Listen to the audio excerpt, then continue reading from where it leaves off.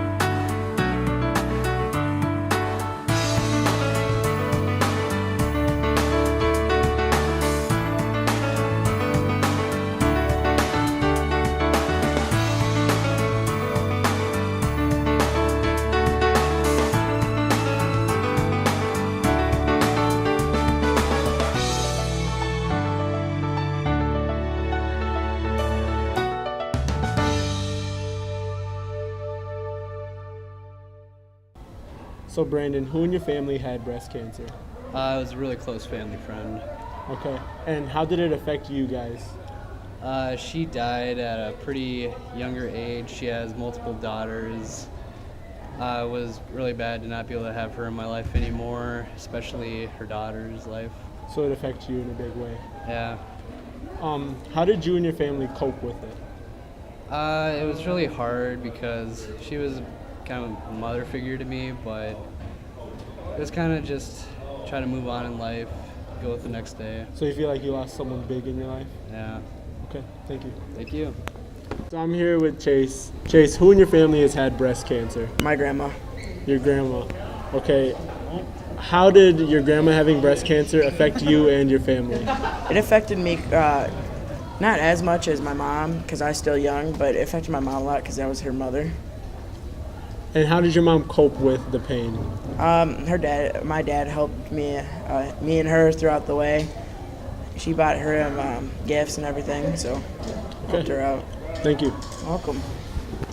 Thank you, Chase and Brandon, for sharing your personal experiences. To wrap things up, here's a website to learn more information about the breast cancer and ways to get involved. To show your support, let's wear pink on this upcoming Friday. Back to you guys.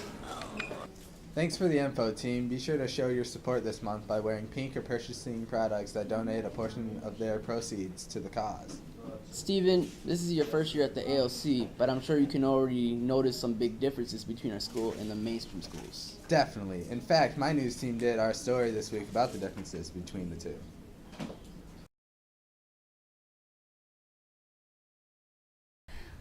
I'm Steven. I'm Jeremiah, and we were all new at the ALC at one point in time. Since I'm new here, my experience has been going pretty great.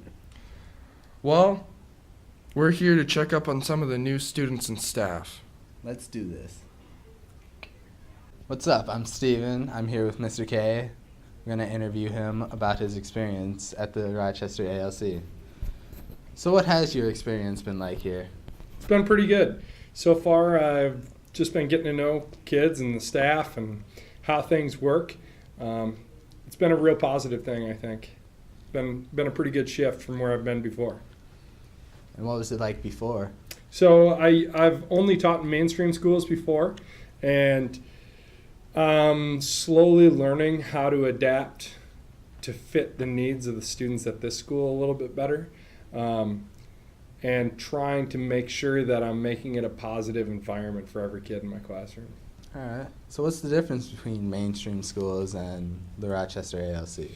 ALC, I'm really trying to find ways to make everything we talk about in biology and chemistry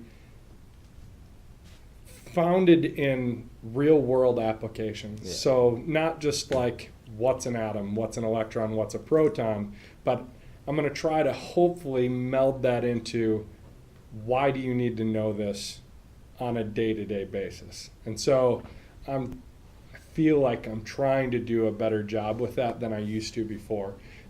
Whereas before, I might potentially just say, you need to know what the subatomic particles in an atom are. Now it's, all right, how can we apply this? Yeah, I think you're doing a pretty good job at teaching. Thanks, Stephen. So what do you like about the ALC? I like the freedom to do that. You know, Mr. Ziebart's really supportive of trying different things. You know, a standard classroom approach isn't what we want. So try something else. If it fails, try again. Try something else and continuously try new things. Try new approaches that are going to help kids connect with your material. So that's at the same time the scary part, because every time you try something new, there's a relatively good chance you're going to fail at it the first time. Yeah. So I go home a lot feeling like I'm failing. All right. Well, that's all I have for questions. Okay. Thank you. Yeah, thanks for interviewing me. This is Mr. Eckelkamp. I'm going to get his view on how the school is going. My first question is, how is the ALC different from a mainstream school? Oh, wow. A lot of ways. One is, as far as math is concerned, there's no traditional lecture and this is the work, this is your homework, do it tonight or you're going to get in trouble tomorrow morning. No, it's everyone's at their own pace, and that's pretty much where a lot of students are here. You come in at different points in your academic career and you're just trying to get through school, and it's a lot different because in traditional you're always, this is the curriculum, you're doing this, and this. Where here it's okay, you've come in where, okay, how can we help you get to what you need? How's your experiences here at the ALC? I've had very positive experiences so far. It's been seeing the looks on students' faces when they understand something, that when they came in that morning, like, I'm never getting this. And then they leave with a smile from ear to ear because they can. And that's one of the main reasons why I got into teaching in the first place years ago, is because I want to if I can make a difference in one person's life that day, I've succeeded. But hopefully I can do that a lot more. What do you like about the ALC? Oh my gosh, there's so much going on here. It's such a small community. You get to the high schools, they're huge. 1,200 kids, you know, here we have about, we have a lot less, probably 300 to 400 total. I see about 150 of them, and it's not that big school feel. Everyone is cared for here. It's homely. It's very homely. You can come in here, talk to a teacher as if they're not a teacher, but an a trusted adult that you can get advice from. You can ask for help. Okay, just maybe get a life lesson or two in the process. Yep. Well, thank you. You're welcome. Hi, this is Priscilla, and I'm going to interview her today. So how's your experience going so far? It's going pretty good. I like all the teachers here. They're really nice, and the students are really nice too. How is it different from the regular school? Regular school, there's like more trouble, I guess, like problems with other students, and here it's just like we all are nice to each other. Like there's like no big fights or anything. What do you like about the ALC school? I like how it's kind of easy, and I don't know. Alright, and that concludes it. Hey. That's all, folks. I gotta head back to the studio now.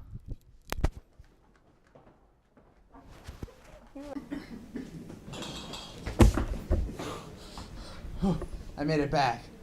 There sure are a lot of differences between the mainstream schools and the ALC. Yes, there are. Another big difference is our annual dodgeball game against ZED. For more information on how to get involved, here are some members of the Fuel Up to Play 60 team.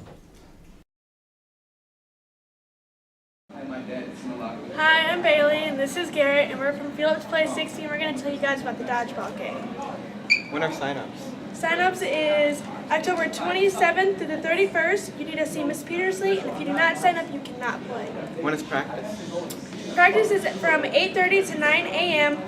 on November 11th, 13th, 18th, and 20th. You must be passing your first hour class, and you cannot miss more than one practice to play. When is the game and why are we playing? The game is going to be November 21st after lunch, and we are playing against C103 ALC. If you have any questions, talk to Ms. Peters. Be sure to sign up ASAP if you plan on playing. Switching gears, here are some words from Mr. Zebart.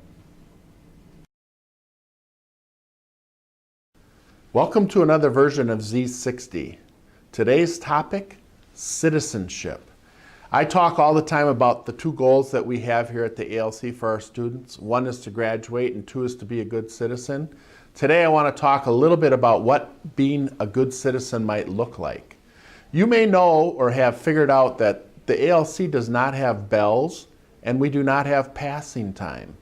Being a good citizen means going from one class to the other class without having to be encouraged or shooed along by your teachers. I want to tell you a little bit about passing time and the philosophy here at the ALC. The first thing is, if we were to add passing time, that just adds time to your school day.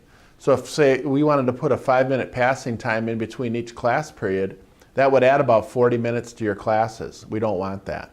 So make sure that you don't linger in the halls, move from one class to the other. The other thing I want to talk about real quickly is littering. When you go outside for lunch or you're on the corner, pick up your garbage, pick up your trash, and be done. So 2 things to be a better citizen: no lingering in the halls, and make sure you pick up your litter. Thanks. Thanks, Zebart. We'll keep that in mind. Jose, have you ever fell in mud and didn't have anything to change into? Why do you ask? Who told you that? Or have you ever needed to get somewhere but didn't have a bus pass? Yeah, actually. Or maybe you needed to see the doctor quick but you couldn't get an appointment? In case any of these have happened to you, watch this next segment closely and learn about the resources in the ALC.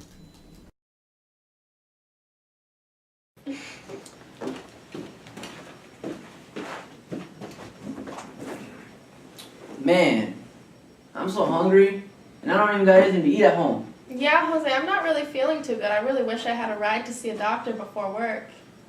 I need to find a job, and I don't even know where to look. Well, hey, did you guys know that there's actually other resources at Golden Hill? No, Greg, we had no idea. Well, come with me and find out. Thanks, Greg.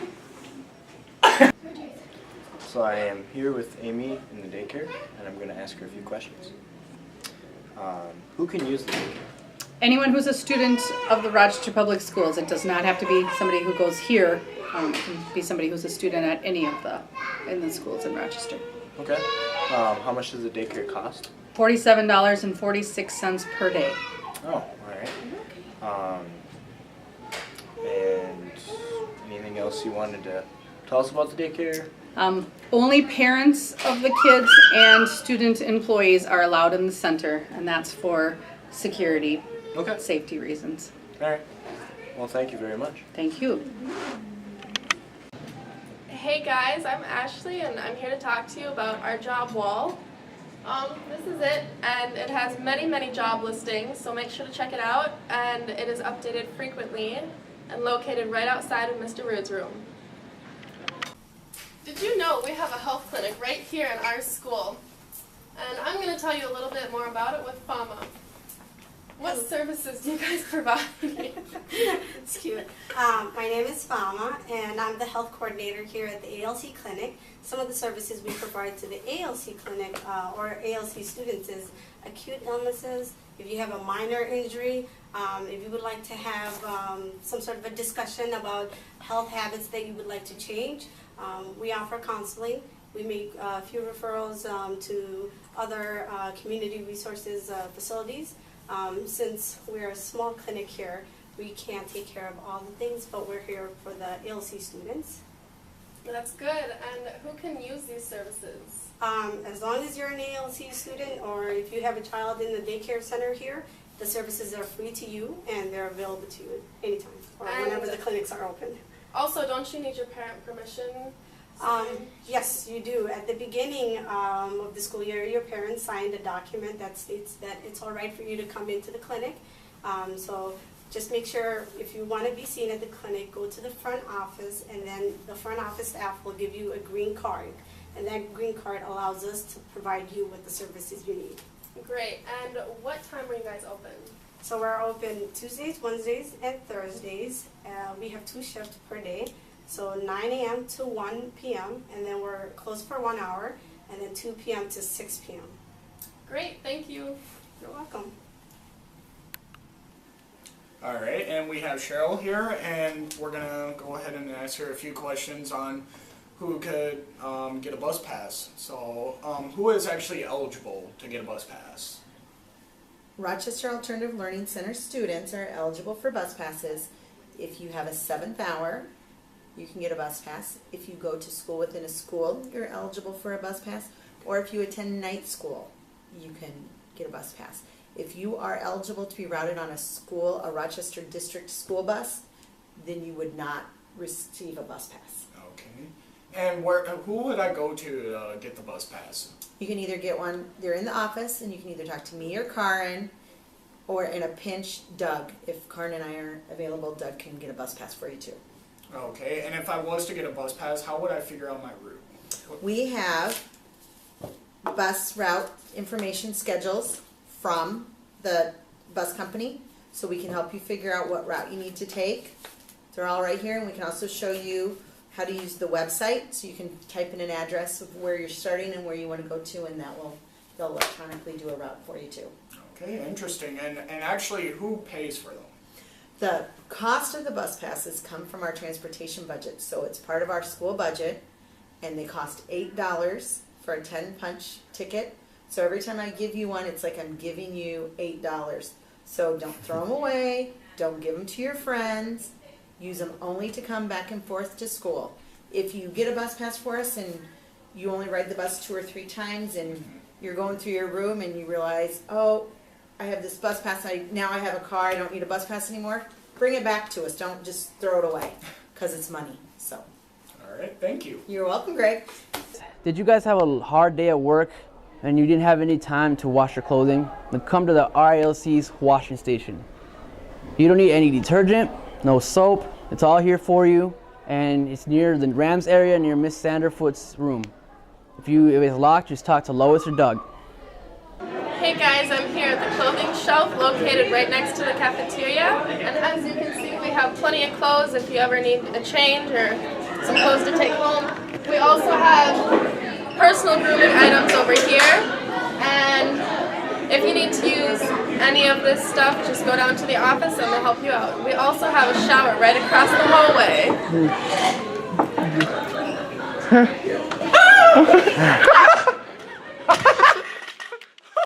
We hope you guys learned a little bit more about the services our school has to offer. Back to you at the studio. Good to know we have those resources for all the students to use. That's another big difference between our building and other schools, I guess. Now for a word from our yearbook staff. That selfie though. Oh yeah. It may not be Selfie Sunday, but the yearbook is looking for your selfie. You may be wondering how we're going to get our hands on your selfies for the yearbook.